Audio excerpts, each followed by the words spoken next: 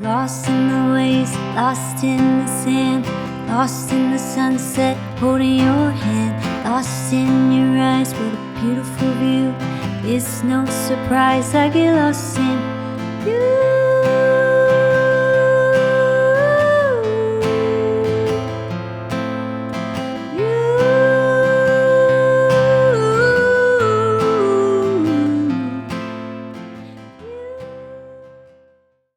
All right, welcome back to another episode of Live in the Studio. Today we are here with Lisa De Novo. How are you? Good. Thank you for being here. We met you, I feel like was it an open mic? I think so. Yeah. And I'm not sure how we got introduced to each other. I don't. Well, I think you helped us booked it. Okay. And maybe it was through playing like our EP release. Oh. Way back when? Maybe. I think maybe it was the Evening Muse then. Yeah. Okay. Were you there? Yeah, I think I was there. And yeah. I think maybe somehow we Because connected. I know we met before Yeah, I can't remember. Legion Brewing. That was like yeah. 2019, I think would have been then. And so the Legion Brewing gig, that would have been somewhere in 20. I don't know. You It was tested me. before all the gigs stopped. So I feel like it might Yeah. have still been 2019. It might have been, yeah. like the end of it. And we ended up playing down there. And I remember like when we first met you, it was you were like one of the most welcoming people we had met in the Charlotte music area. Yeah. Literally, I think you invited us to like an open mic. We got to play with like the whole group. And then I remember just kind of your just super warm personality. The song thing is what sticks out in my mind every time I think of that first gig, which is quite the cool thing you do. So before I get too far into it, will you introduce yourself and just tell people what you do and who you are and what you got going on? Yeah. Lisa De Novo. I'm a singer-songwriter in Charlotte, North Carolina. I did a few tours back in 2018 and 2019, where I played all the way from Wilmington, North Carolina to California. And I have some music videos, and my album, The Big Bang's out on iTunes, and I'm recording some new stuff now, so I'm excited. Well, that's awesome. We're so glad. We're excited to listen to the new stuff you've got going on. I know the one you're playing today, and we'll talk about that a little later, is newer and all that. But tell us a little bit about your musical background and how you got started singing and playing and writing. So my mom was singing in church when I was not even born yet. So music has always been around us, and all my siblings can sing, and most of them can play something too. So we just had a very musical upbringing, whether it was my dad listening to the radio in the car or some records, he put on Carpenter records, and we had some old Christmas records. And my mom, when she sang at church, we would go with her to the rehearsal. So I remember playing Barbies underneath the chairs and having weird random chair games with my siblings, where we would just run around the whole church. And so I grew up listening to mostly Christian music and the radio and whatever my older sister got a CD of. So Backstreet Boys, Lauryn Hill, my sister had Britney Spears. CD. Yeah. It was it had I think it was orange and red circles. I remember it because I would chuck it around the house. And I just loved it all. Any song, I would just sing along to it. I hated reading as a kid. I would just sing everything. And we were homeschooled, so it was okay to go in my room and just answer the questions. And then if I wanted to read through, I would make everything a musical. So I just really loved music. And now I listen to a little bit of everything. Some of my influences would be Tosh Sultana is really good because she does the looping thing with it's a mix of reggae and alternative. And then there's Ed Sheeran, who's really amazing with his looping too. And I do that live too. So I love seeing other people who can do that. And that kind of inspired me to get a loop pedal. Was Ed Sheeran, and just the fact that nobody was doing it, and I was playing all these 3-hour shows, and thought, how can I make it more fun for everyone and me? Yeah. So I got that set up, and it just there's so many good artists now. Music is so easy to find, and I love that it's you can find anything on Spotify. So on my way here, I was listening to Still Corners, and they're really cool. They're alternative. And I just love that pop sound, but with all the different instruments. I really love electric guitar and just layers and harmonies and all that stuff. What was the first instrument you picked up like as far as playing it? Because obviously singing, it sounds like you were doing that before, like Yeah.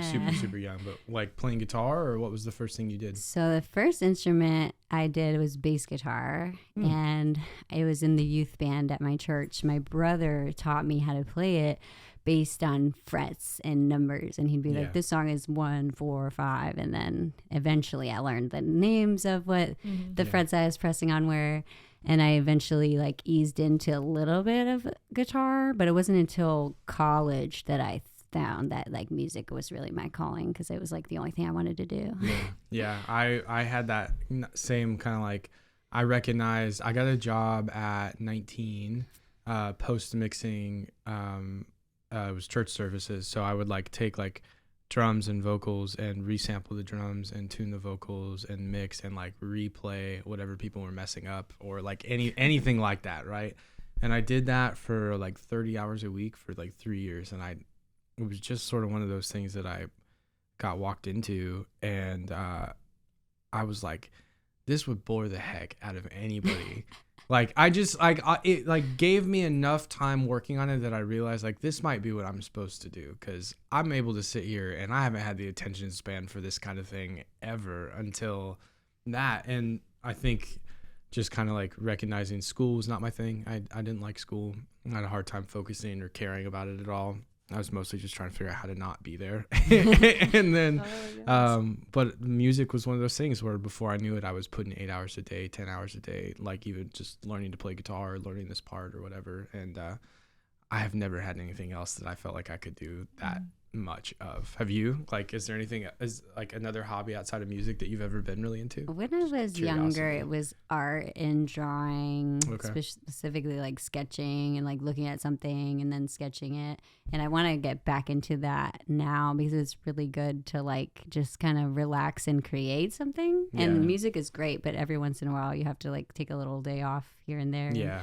And it's good to try and have other hobbies too that you can coffee. do. I like coffee's a good hobby. We were talking about that on the way. Yes, I love coffee. That's one thing that I don't know if I would ever get rid of. I love it so much. Well, they say it's bad for singing. I had the first guest on the show. His name was Jacob. The first guest for this season told us he came in the door with a bag of potato chips and a bottle of Tropicana, and said to us that was a like his secret recipe, vocal remedy thing.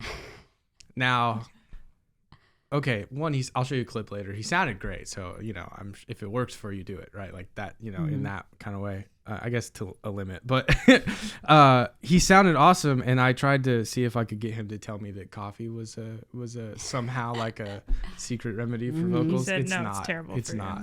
you. I've heard that across the board, but I keep hoping one day they'll make like that'd be a good like entrepreneur thing.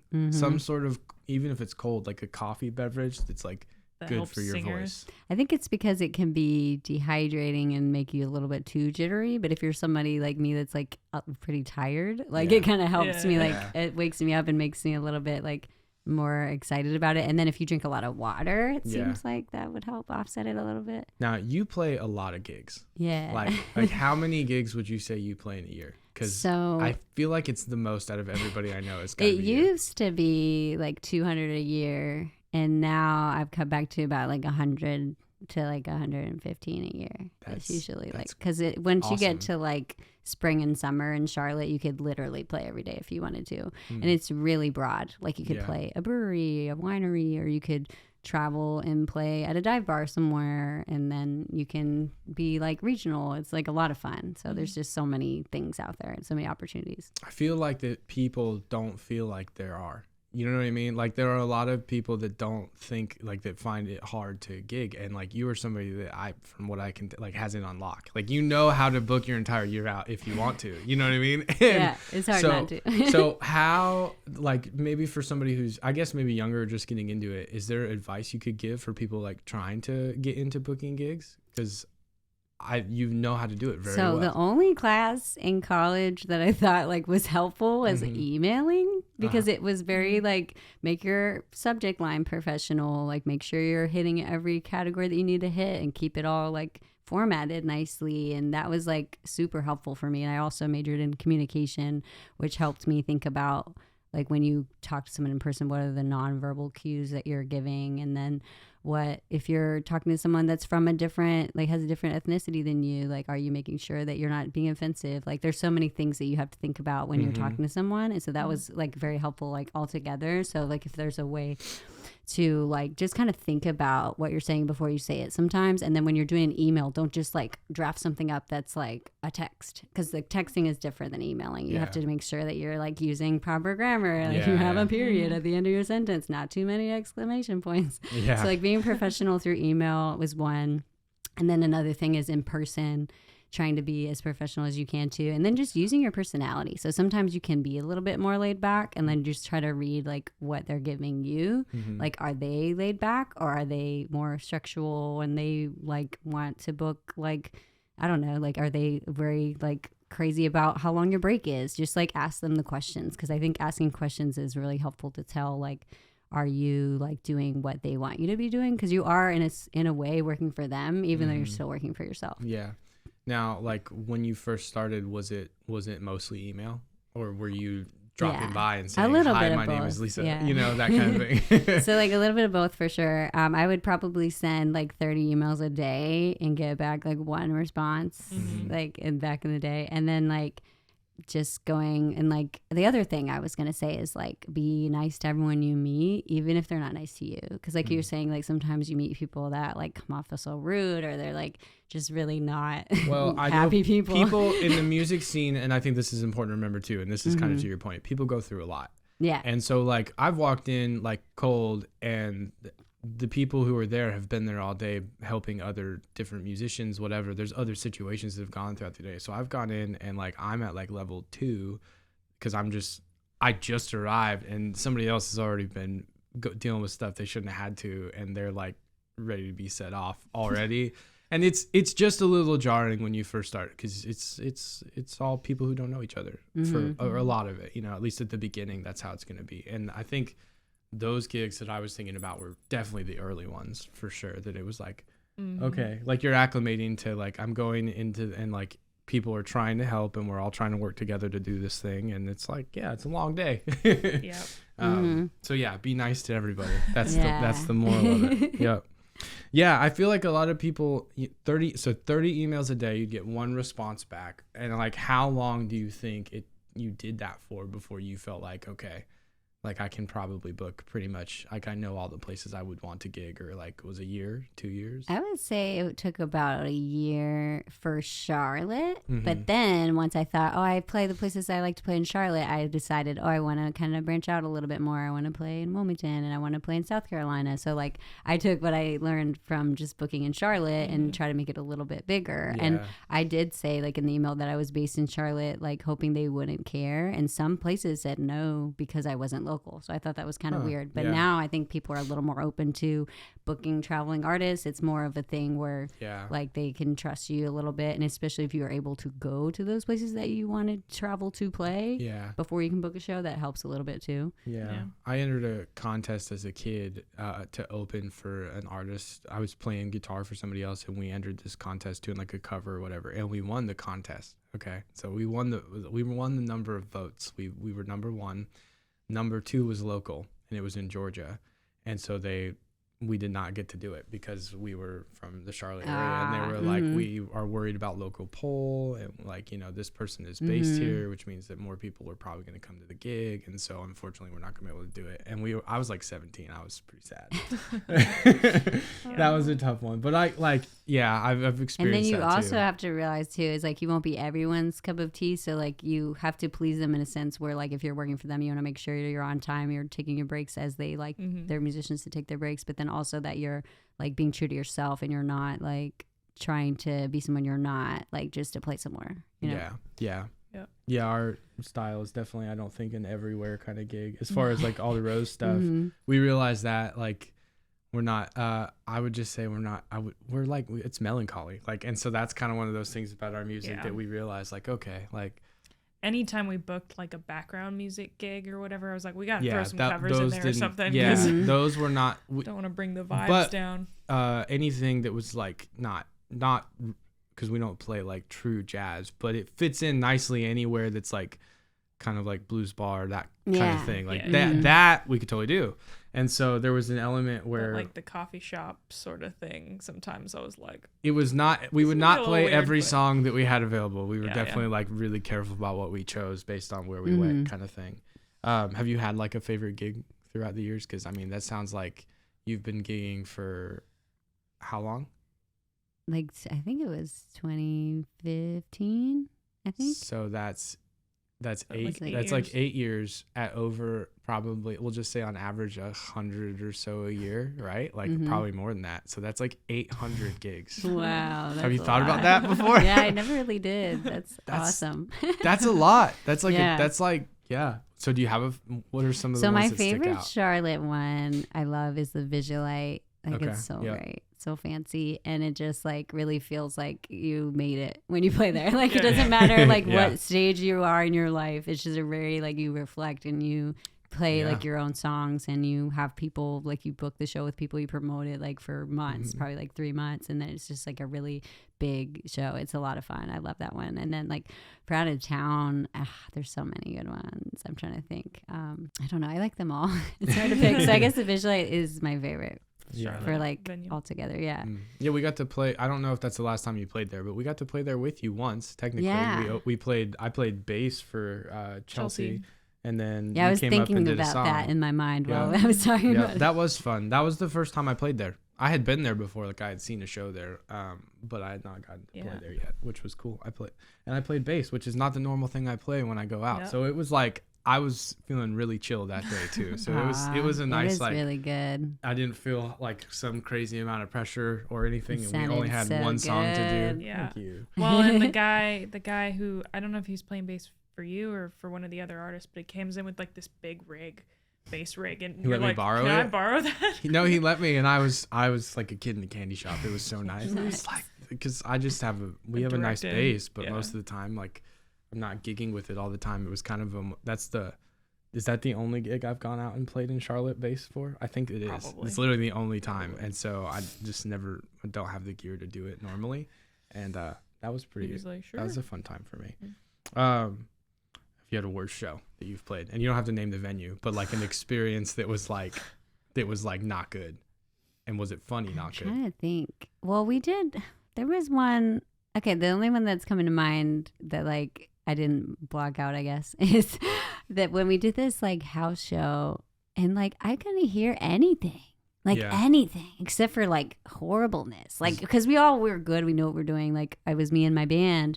But like, because the sound wasn't good, it was like really muddy and muffled. And Yeah. it was like really hard to get through the songs. Yeah. And that's something that's like, it's important to Thank you your want to sound guy. sound good. Yeah. Thank your like, sound guys. They definitely. deserve it. So that was a rough one. It's a make or break thing. I hope there's no videos of that. it's a make or break thing, and I think a lot of musicians don't realize that too. Of like, if there's one person you want to be nice to in the entire venue, it's the sound guy or the There people was that a booked sound you. guy there. But I don't know what happened. It was so bad. whoever's running sound, it's like it literally is like such an impactful thing that like you can do great, but at the end of the day, if you're muted, like it's gonna be tough to overcome.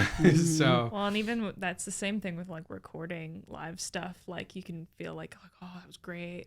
I did great. Like the band did great. Like, and then you play it back dry after. You're just like, this does not sound like I thought it would. Just dry on a track. And go to your sound engineer and you say, can you fix it?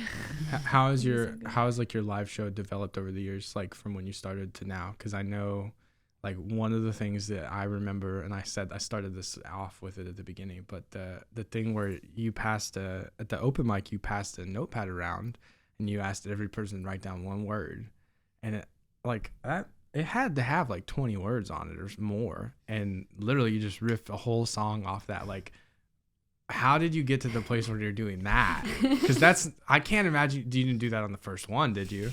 What do you mean? Like the first gig? That wasn't. Oh, What no. Right. So like, No. how has that I developed actually over the had the years? idea a lot before then when I actually did it, but it was hard to get people to write the words. So eventually I did a clipboard and went around and got everyone to do it. Cause like for me, I like always like want some kind of connection with people. And sometimes it's as simple as like having everyone write down a word. And other times it's like talking to them in between a show. But for that I have everyone write a word, and then I end up making a song out of it. I haven't done it in a while, so I need to bring it back. But basically, if I had the time, I would try to group the words by category. Okay. But if I didn't have the time, like some of the open mics, we would have like over 50 people there, and we'd be catching up with everybody, and I'd be running sound and switching everyone. So there wasn't time to like really do that. Then it was like time for it. So I went up there with it, and I just like look at it and be like, hopefully I get them all. Nice. Yeah, it's a lot of fun. It's just like, because improvisation is so great. Like in college, I did some theater and some acting, and I don't know if that helps with that. Maybe, like, I guess so. Like, I'm sure. Yeah, it would have to. Yeah, and then you just kind of make the sentences with the words, and you're making melody as you go, playing guitar as you go. Sometimes I would get like a guest musician to play guitar, and then I would have to make the melody to that. So that was always harder. Yeah, but it was fun to try. You can't like, I'm like, why not try it? Like, like you only live once. Yeah. See, so like that scares me. That is an idea that like in my head. So writing, I've had this conversation with multiple people. Writing for me has been a very like, I have a very hard time like trying to sit down and just say like, I'm gonna write now. Like and you were talking to me about this, maybe share this with us before we started. You were saying like what would you say? You entered like a... Oh, I did like a 15-day songwriter challenge. Okay. And yeah, will you explain that to us? So it was like a YouTube challenge, and I can't remember her name, but I will see if we could like put a link if I can figure out what it was. But it's a 15-day songwriter challenge where you do a little bit every day. The first day was like literally get your supplies. I was like, wow, like that's a great idea. Like you have it all ready. So when you want to write, you can. And then it was like the next day was like think of your idea, write some sentences. There was like free writing involved. And then every day you made it something, you added either chords or like change something about the song until you got to the end of the 15 days. And then I wrote one of like my favorite songs that I've written. Like normally I write a song and I'm like, I don't really like that. But that's just how it is. And then maybe a year later I like it, maybe I don't. And then there's like thousands. But this one I was like, oh, it's kind of catchy and cute, and I like the beachy vibe of it, and I already wanted to do a music video for it. So like, and this was all like in 2021, so I'm just now like making it happen. But like it only took 15 days to write. Like and that's something pretty cool, like because sometimes you have an idea and you never finish it. So that's been like I don't, most of mine maybe they do, but like I don't ever walk into it with like a concept in my head when I start, and that's, I think maybe that's where it comes from. Most of mine is driven by like sitting around and playing already. Like I'm usually already playing guitar, or I'll riff a melody. Like we have a song, I'll show you a clip of it later, but we have a song that I was literally sitting on the couch like, and I started humming this run that I can't even do. Like she has to sing the song because I can't actually perform it. That's not my kind of thing. But I literally like sat there and like hummed it a few times, and I went, "Oh, I know what this is gonna be." But I didn't know like the idea behind it yet. I just sort of knew I could sit down and do it if I went away and did it. So the having a topic or like that, it doesn't work that way. Well, if there's anything we're learning this season is that everybody's songwriting process is like way different. Yeah, like, that's true too. We've been asking each person like, how do you take a song from beginning to end? And every single person, like, we're like, that is not what we do. You know what I mean? Like they're all so different and weird. Different. But yeah, like for you, like typically when you're not doing a songwriting challenge and you're just trying to write, like how does that look to you? So I like how Billy was saying, I don't always like plan it. Usually it's like a melody idea that pops in my head at 2 a.m. or when I'm walking my dog, like, and then I just take my phone and record it, like whatever it is, bad or good, don't really think about it. And then every once in a while, like I think if it's a good song or something that I think I should keep pursuing, is I will do it again, same thing, and then it will be part of the other song. And it's like sometimes there's ideas that come in between, but I have a few songs that I've written where it literally was like one idea and then a couple weeks later another idea, but then they matched. So it was like just kind of like letting it happen, but then you have to decide, am I going to work on this or not? And then make the time for it. So that's one of the things that I can struggle with sometimes with like playing so many live shows is, when do you make time to write? And then I have to be a person, like I'm a planner, so I have to plan. So if I'm going to finish a song, I actually usually do plan that out, even if it's just the time. like give myself space. a little more Yeah. space. And if I want to relax and watch TV, I do that. And then sometimes like just like resting a little bit gives me that energy and that little kick I need to like get my creativity sparked back. Yeah. So You told me you're a night owl on Yeah. the way in here. I'm the same way. And songwriting for me, it happens the same deal where it's like 1 a.m. and I'm like, all right, I guess I'm going to be up till 4. Like, yeah, like, so finishing a song too, now that I have a home studio, it's getting it to the studio now. And then from there, am I going to add instruments, or is it just going to be like singer-songwriter with just guitar? So that's where I'm at in my life now. So I'm realizing that those song recordings on my phone, nothing's happening with them. Like nobody can hear them. It's like a journal, and that's great. But then if you're trying to connect with people like through your music, or you want to release new stuff, then you have to record it, and that's a whole nother thing.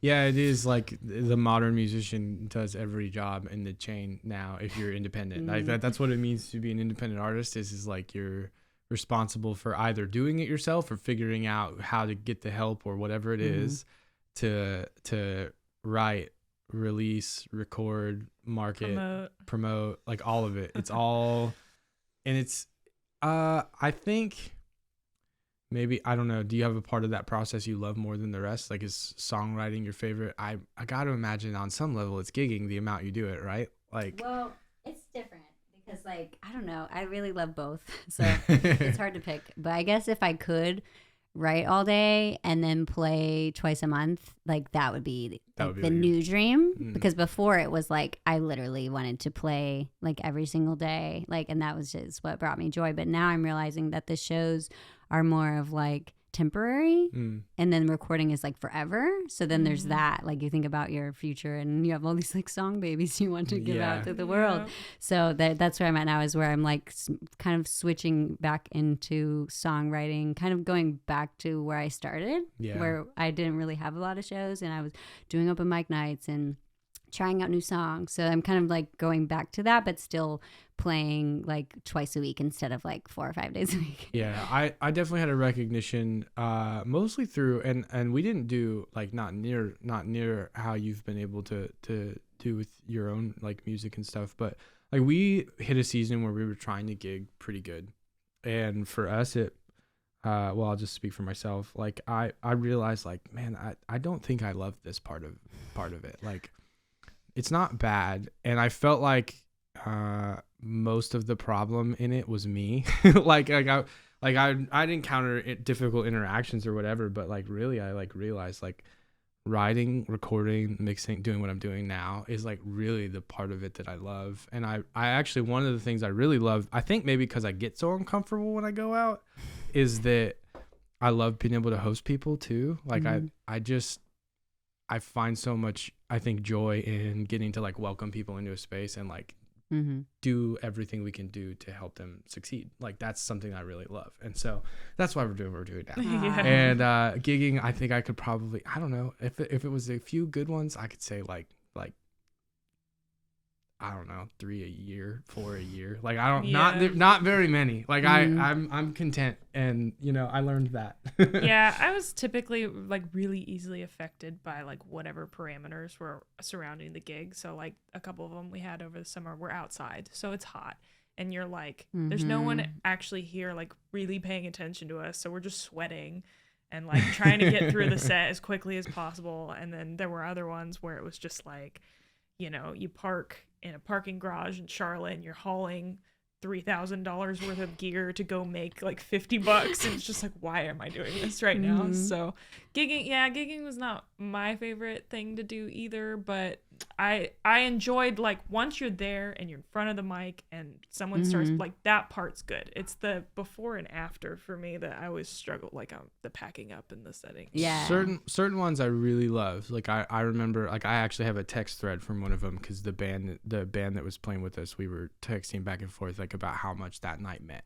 and I remember certain ones of them very, very fondly. And I think that my goal would be to get to where all of them can be that way, although I realize that's maybe just like a dream in my head and maybe not reality, but That would be my goal. Yeah, so it's important to have like a positive outlook, and I totally get with the hot and the sweating. In some places you have bugs. Oh my gosh. So it's like, so when you're outside, like you have to have bug spray, and then you have to think, oh, maybe I'm bring a fan. Like there's just so many things that you have to like try to think of. And that's where like you think when the load in, load out, that's like time from your life that you're taking away. So you have to think to yourself, like, is this worth it for me to do, even though I love it so much? Because like it ends up from a 3-hour thing becomes a 6-hour thing, and then sometimes you have to drive around, find parking, and that can add up, and then like everything kind of adds up. So now I'm like trying to decide, like, okay, maybe I'm not gonna take a step back like all the way, but like to kind of cut back a little bit on performing just to make that time for recording. And that's like, because that also takes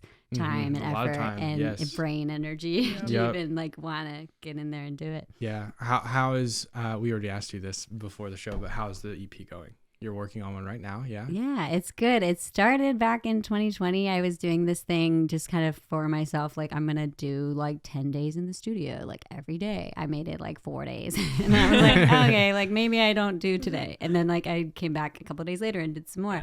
But it was like, I knew I needed to make a change, because if I wasn't recording at all, I thought, oh, maybe I force myself to do it and then it will come easier. And I did. So many like little tiny setbacks and things went wrong because I was just doing it by myself in my home studio. So I would like put an input, like I forgot to switch the input, do an amazing vocal take, come back, and I never changed the input. So it was like, I was like, no. Yeah, and then there's like a video of me saying that. So I made a Patreon, and I'm going to start putting like little bits here and there of like behind the scenes stuff. Like, cause I think for me, I'm very extroverted. So I get motivated by people. So if I can find a way to like connect to people, even while I'm recording, whether it's like live streaming or releasing like specific, like behind the scene contents on like, Patreon or like Instagram stories, I think that'll be a good way for me to like motivate myself to finish it. Yeah, that's a good way to try to find a way that's unique too. That's awesome. It's awesome. So when do you hope to drop a first song, just for people who might be looking for it later on? So the goal for me is to like finish the song in February and then drop it like, I guess like the end of March would be like the farthest away I'd like for it to be out, and because it's getting close to being finished. It's just, to me, I have a hard time making choices without someone else telling me it's good. So I might end up like sending it to you guys and be like, what do you think? Oh, we'd love to hear it. You're gonna let us sneak peek it? Yes, of course. Like, that'd be just awesome. to decide, like, is it too much? Like, is there too many instruments? Because I went from like ukulele to like 10 instruments, and then there's harmonies, and it's so there's a lot happening. Producing is a like referencing your friends who do the same thing. Oh, which, by the way, I wanted to say this before I got. So when we put out, and I was thinking about this through the writing process, because I was thinking about how I asked myself the question, how did I start Love Is a Drug? Like I don't remember how I started that song. I think it was the riff, right?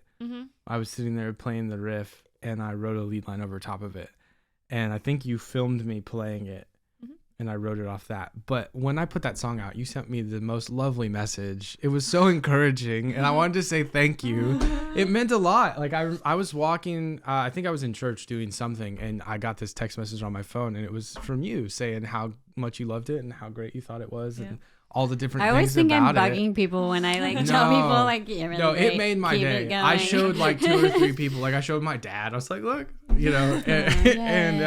it's one of those things where I thought I was thinking about that on the way into this, just to say like, also if you have friends that put out music, listen to it. Tell them if you love it. Yeah. You know, that kind of thing. Them. Encourage each other. Make sure they don't stop. So yes, we would love to hear your song. I would be so thrilled. Yeah, and then the goal for like I'm gonna do a sunflower showers is what I'm gonna call it, and it's gonna be like an EP of either 4 or 5 songs, and that's gonna come out before summer because it's all like happy, like summer beachy music. I'm excited. Nice.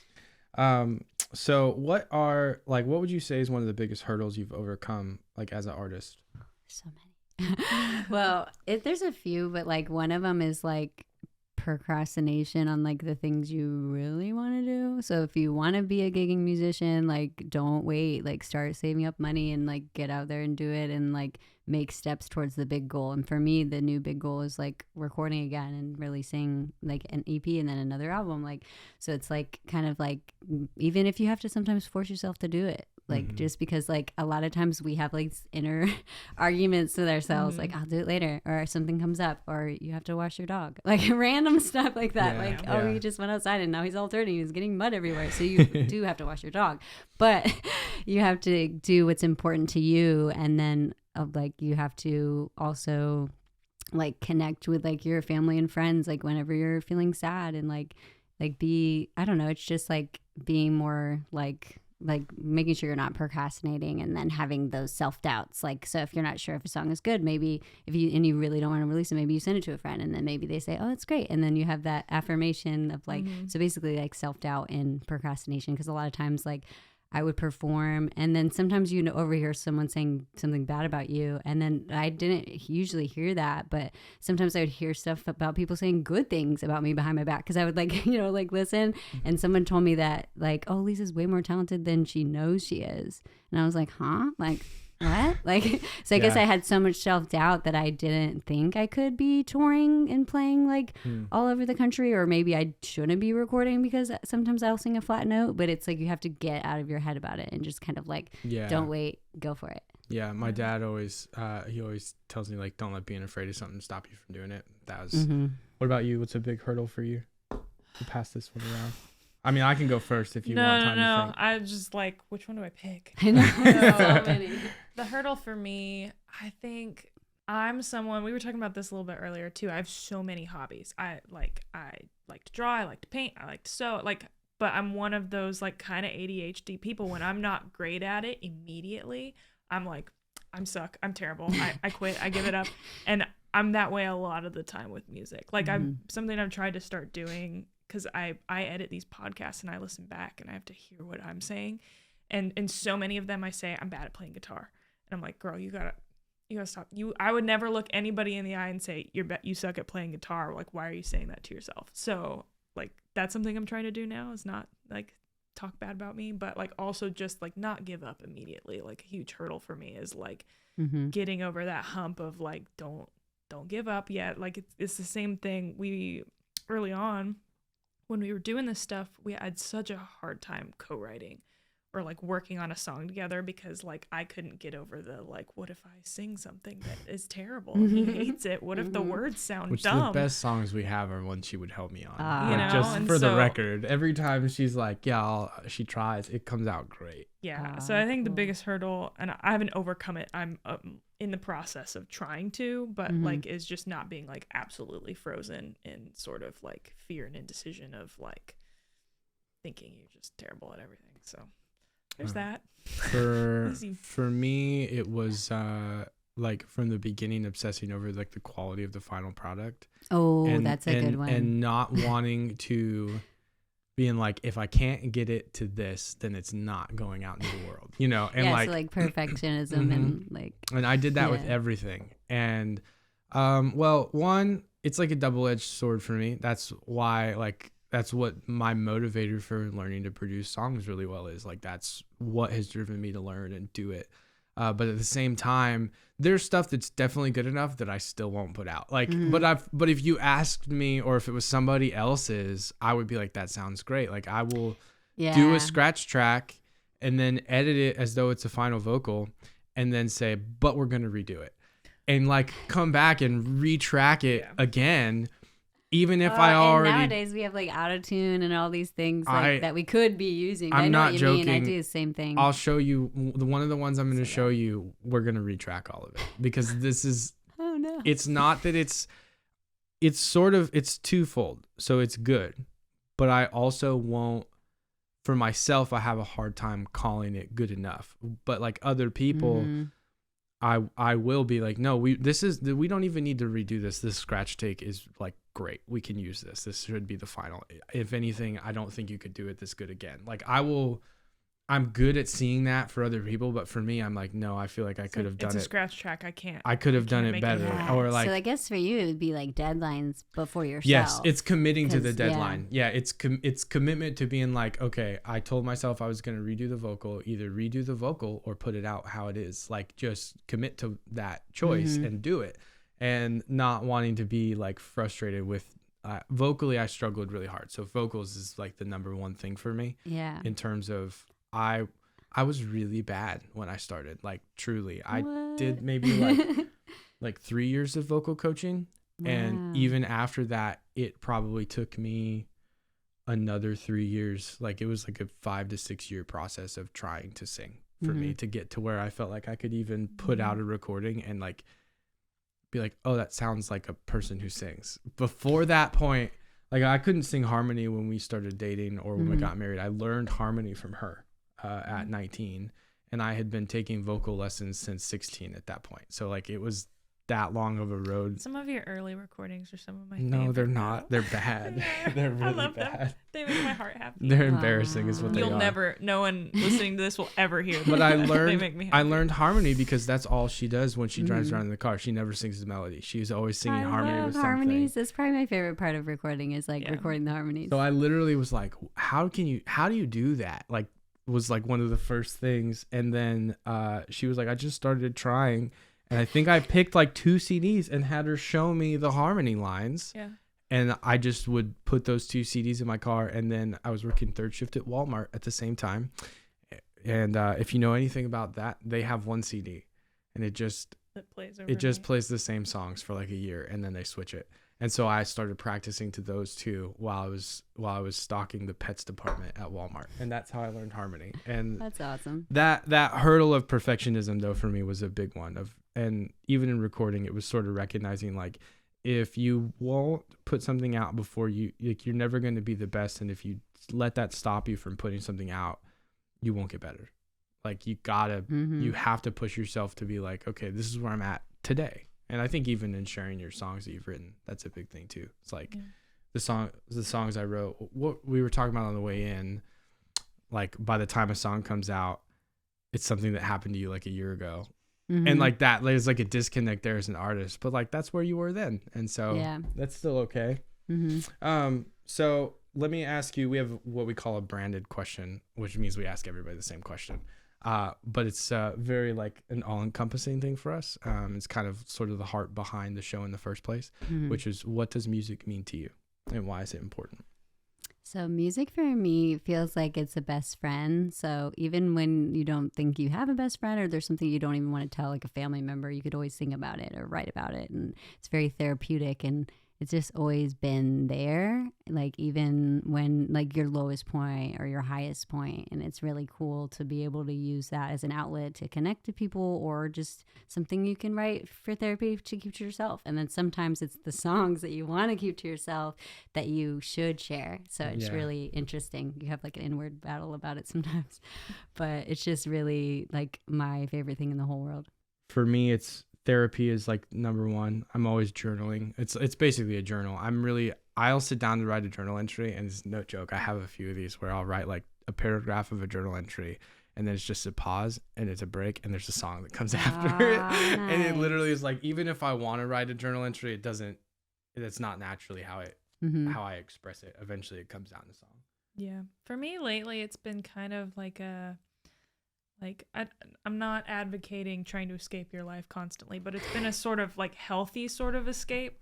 Like when you're dealing with tough stuff, like a couple weeks ago, I just remember being really angry and pissed off about something or whatever. And so I put, earbuds in, and I just picked a random playlist, and I could have listened to rage music and like made myself feel worse, but I picked like a coffee house jazz playlist. And it's like impossible to feel pissed off when you're listening to like some guy on a saxophone just like do his thing or whatever. And it was like a totally just like different mindset within a couple minutes of feeling kind of mad. And then I was like, what was I mad about? Oh yeah, that thing will work out, it'll be okay. You know what I mean? So well, we're winding down on time, but I have 2 more questions for you. Number one, and the EP was a great answer for this, but if there's more, we would love to hear about it, which is what's next for you and your music. So it's mostly just going to be like recording and releasing, and then music videos.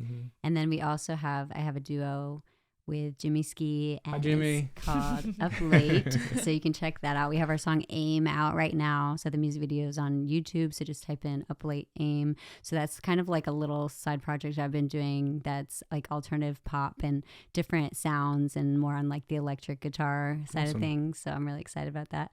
Awesome. Are you guys playing all the instruments yourself between the two of you? Awesome. Yeah. And then we're doing everything in our home studio, and we are writing some new stuff. So I'm excited about that. So it's just going to be more like songwriting and recording and putting out some new stuff. And like, well, I'll still be playing shows, but not as many. So make sure you come to the ones that are close to your house. There'll be like, there's a couple residencies that I have that are like the same place, like once a month, but I'll be putting my schedule on Instagram every month and on my website, lisadenovo.com as well. Absolutely.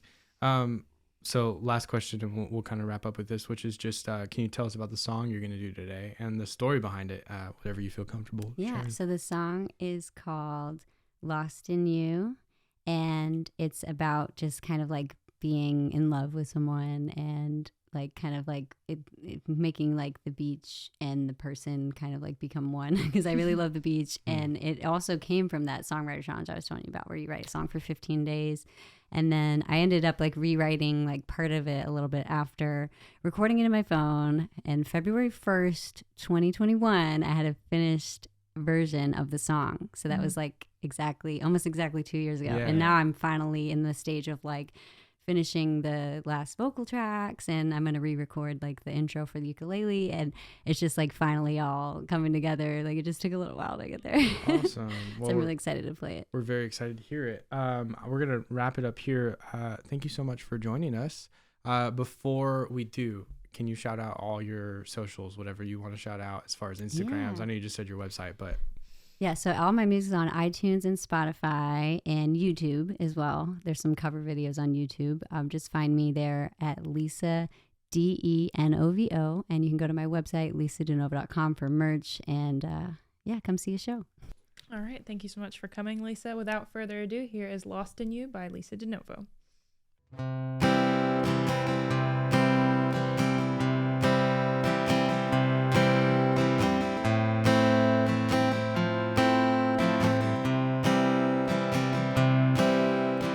Hold me for a little bit longer. Feel the waves get a little bit stronger. Nothing can hold us down.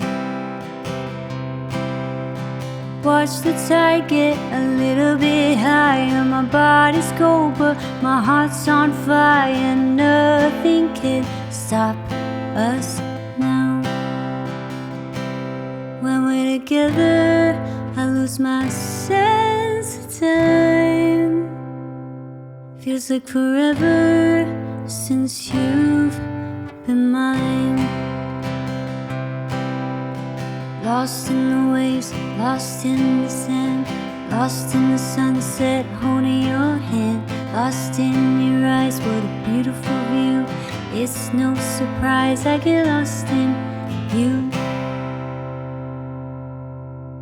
Stare at me for a little bit longer. The beat of my heart is getting stronger. Nothing can hold us down. Feel your lips taste a little bit sweeter. The water's getting a little bit deeper. Nothing can stop us now. When I'm with you, I feel so alive. Feels like a fairy tale brought to life. Lost in the waves, lost in the sand, lost in the sunset, holding your hand. Lost in your eyes, what a beautiful view. It's no surprise I get lost in you.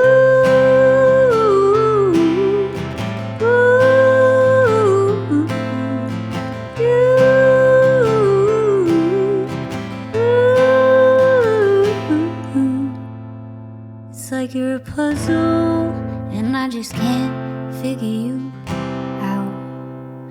Your mind is a mystery, never run out of things to talk about.